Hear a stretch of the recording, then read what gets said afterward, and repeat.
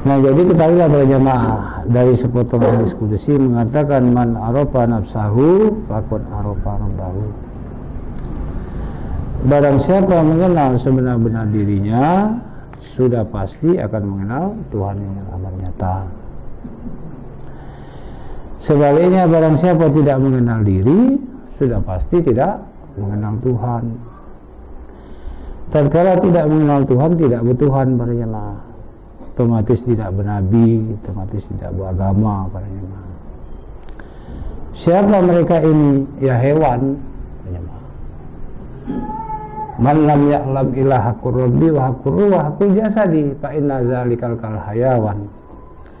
Bermula barang siapa tidak mengenal sebenar-benar Tuhan, sebenar-benar ruh atau diri dan sebenar-benar jasad, maka kehidupannya sama seperti hewan. Sama persis, hayawan atau hewan itu barang yang bersusun. Kita ini bersusun, bulu roma, kulit, darah, daging, urat, tulang, sumsum dan otak. Demikianlah sapi, kambing, babi, ya, berbulu, berkulit, berdarah, berdaging, berurat, bertulang, bersumsum. Jadi inilah hewan natif. Itu maka kebanyakan manusia itu sekali jadi kambing, sekali jadi sapi. Ada kambing Palembang, ada sapi Jawa.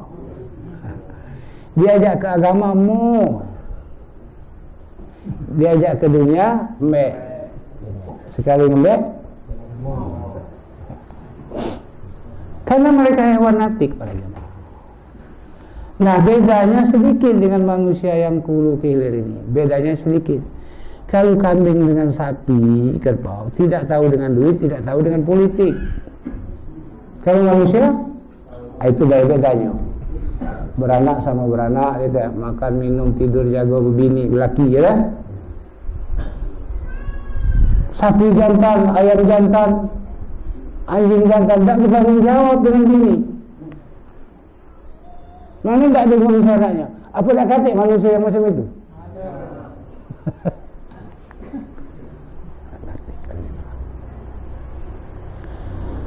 Inilah kehidupan. Itu maka wajib kita mengenal diri. Karena mengenal diri itu pintu mengenal Tuhan para jemaah.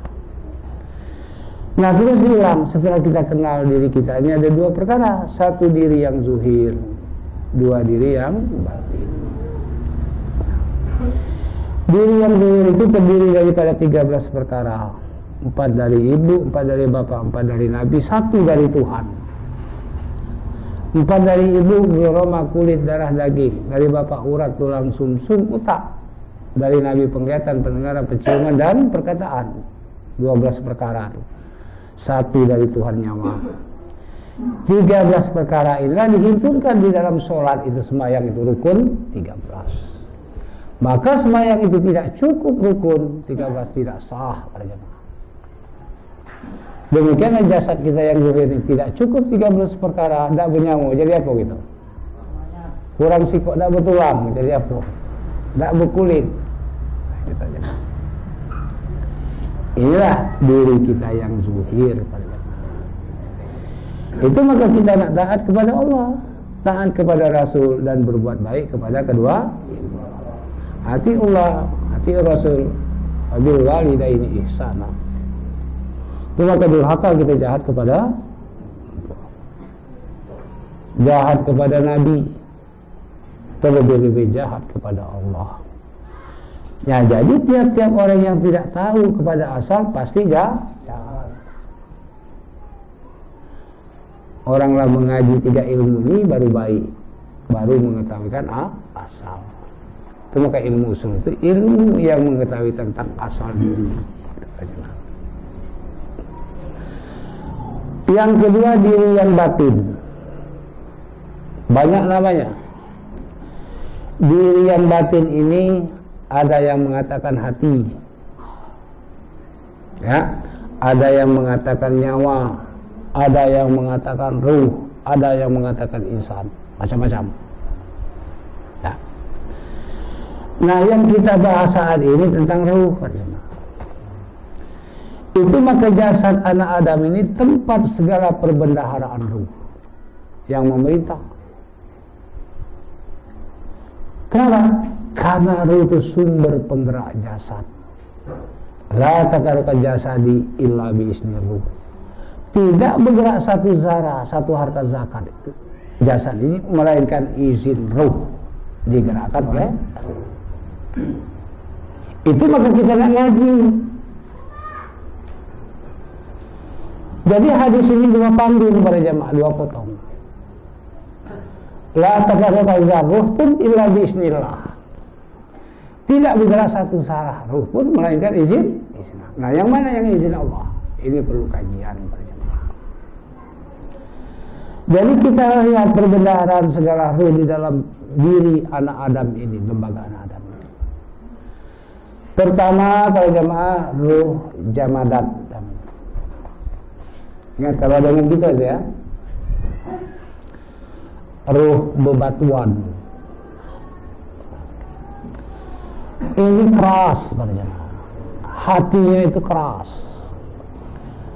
tidak mau menerima nasihat, tidak mendengarkan omongan orang lain, ya, tidak mau nurut. Hendaknya baik kita. Pembantainya luar biasa, tidak dapat dilunakkan hatinya. Kapan ujungnya baiko tua.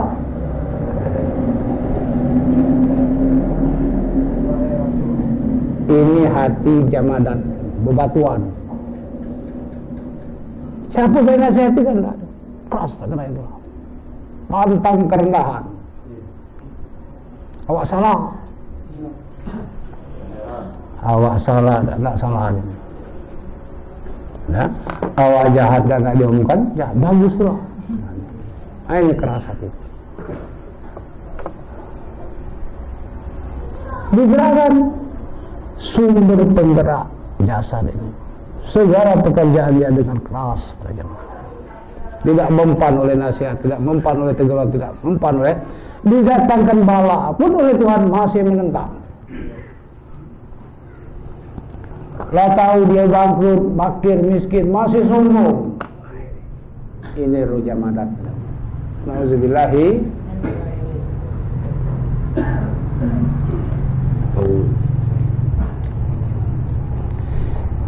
Yang kedua pada jemaah ruh nabati, ruh tumbuh-tumbuhan. Banyak apa ya? Ini ruh tumbuh-tumbuhan itu banyak hinggap di orang-orang perkotaan yang mewah. Lo, gue, tetangga sebelah tidak tahu siapa dia, siapa namanya, uang mana tidak tahu.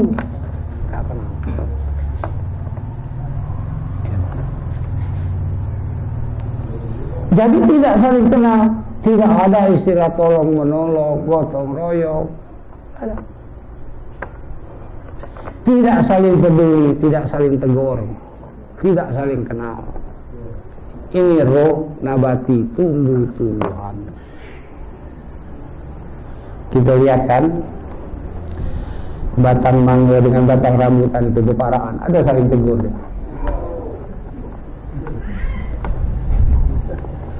Jadi batang mangga kena petir, batang rambutan pecah dah, dan lah saja dia. Rambutan berbuah, mangga tak berbuah, tak tunjuk rambutan. Ya. Ada lagi.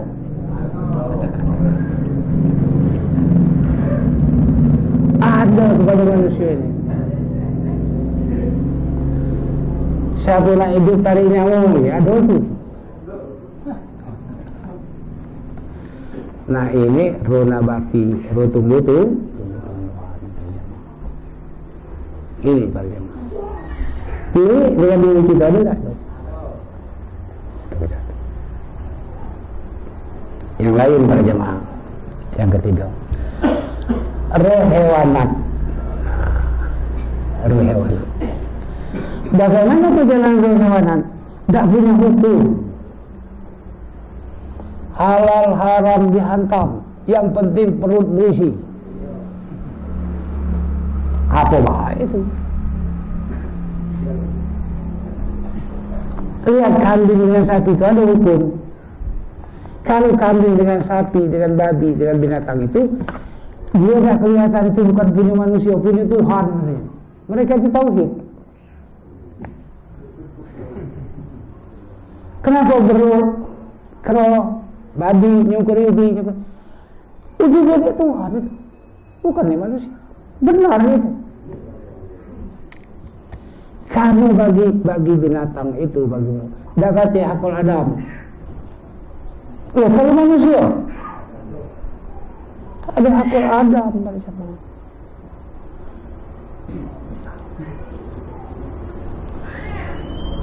Nah, binatang masih lumayan pada jemaah. Kalau suatu tanaman tumbuh-tumbuhan di pagar dengan rapat, dia dapat bisa masuk, berhenti dia mencari yang lain.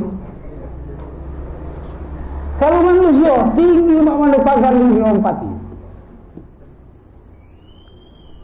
dibetul. Ini lebihnya tadi. Lebihnya hewan manusia dengan manusia manusia hewan. Kalau kami is lari dia, tapi dibawakan pemecut lari. Manusia ngancap dia. Nah, apa kawin? Bukan dikit uang kena rampok mati oleh perampok.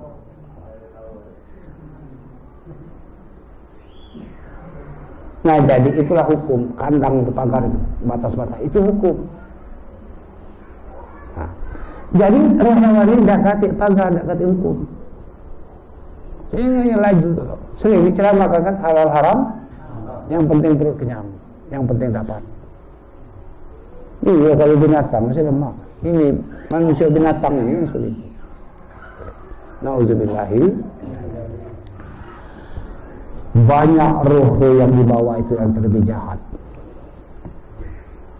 Ya, inilah yang bangsa iblis, yang bangsa syaitan ini.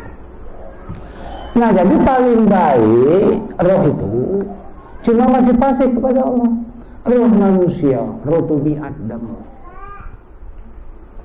itu masih belum disuruh untuk beramal ibadah. Mana mereka itu berbadan jasmani, bernyawa kepada ruh manusia itu tubi Adam itu. Yang ada di dalamnya itu saksun waham sangka. Dia melayani penghidupan ini dengan sak, bimbang, ragu, dapat sempit, dan dapat sun selalu sangko jahat. Juara belum dapat juara, tak dapat. Nggak dapat juara habis. Terus habis oleh juara-juara itulah. Akhirnya jadi ini aja. Kemudian hidup dalam mimpi. Dalam mimpi itu yang tidak sebenarnya diyakini itu mimpi. Mimpi di siang bolong. Dia menganggap kehidupan ini sebenarnya. Itu maka dia tahan mati, tahan kata gigi, ya, tahan sara, tahan upat, tahan tidak melakukan ibadat. Oleh karena dia menganggap tertipulah mereka itu nanti. Tahan tidak ngaji, oleh nak nyudai pahat, kira-kira kan? Itu tertipu.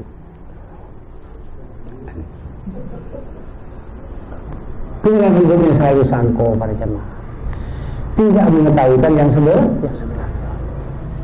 Ini yang terlihat.